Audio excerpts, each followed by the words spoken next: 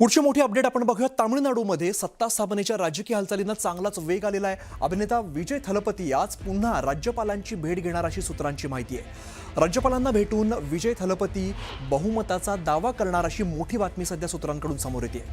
तामिळनाडूत टीव्हीकेला काँग्रेससह इतर 3 पक्षांचा पाठिंबा असल्याची माहिती आहे आणि विजय थलपती तामिळनाडूचे मुख्यमंत्री होण्याची शक्यता वर्तवली जाते।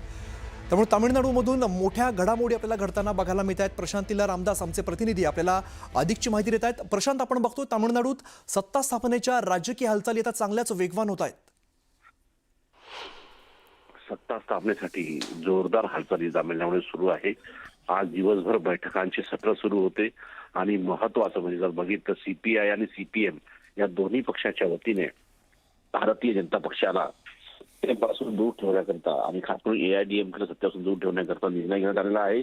या दोन्ही पक्षाच्या वतीनं सीपीआय आणि सीपीएमच्या वतीनं दलपती विजय यांना पाठिंबा देण्याचा निर्णय घेण्यात आलेला आहे। त्या प्रकारचं पत्र देखील देण्यात आलेलं आहे। सोबतच याच मुद्द्यांना घेऊन साधारणतः आज लोकभवनामध्ये राज्यपालांची ते भेट घेणार आहे आणि महत्वाचं म्हणजे दलपती विजय सत्ता स्थापनेचा दावा करणार आहे। ज्या पद्धतीने स्पष्ट करण्यात आलं की 118 आमदारांच्या पाठिंबा असेल तरच आम्ही सत्ता स्थापनेला निमंत्रित करू, अशा प्रकारे स्पष्ट संकेत राज्यपालाच्या वतीनं देण्यात आले। त्यानंतर आता सीपीआय, सीपीएम आणि व्हीएसके या 3 पक्षाच्या वतीने पाठिंबा देण्याचा जवळपास निर्णय झालेला आहे।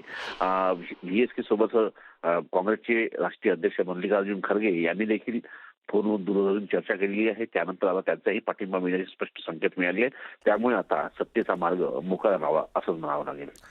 बरोबर आहे प्रशांत, काय काय घडामोडी घडतात हे पाहणं महत्त्वाचं असेल। धन्यवाद या सगळ्या सविस्तर माहितीसाठी।